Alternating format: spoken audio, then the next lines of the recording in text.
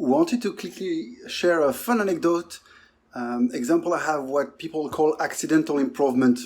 A couple of weeks ago, I burned my hand. You can't see it right now.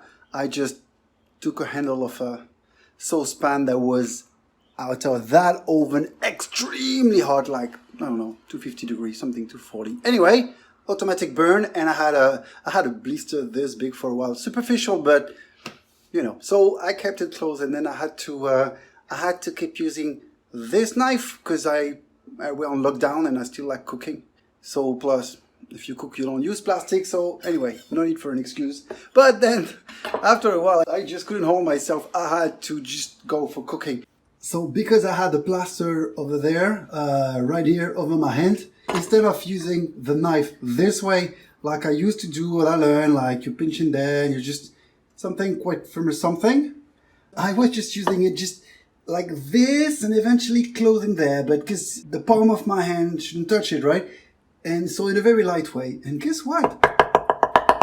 My cutting like gesture was never that good than when I started to use it like very lightly like this, just controlling the handle like just sort of with the tip of my hands, and everything suddenly getting more precision, handling more by the blade. Basically, I think that's what I was supposed to do originally, but I would never have learned that if I didn't burn my freaking hand. I guess now you can't see the scar anymore. And that's what people call accidental improvement. The lesson with that is if you keep controlling every single step of the way, preventing any accident. All right, don't freaking burn your hand. That was absolutely stupid. But that's not what I'm talking about here. The point is if you control every parameter, even if you have no idea whether it's going to help or not, you are preventing this type of lucky accident. And it's a well-known phenomenon.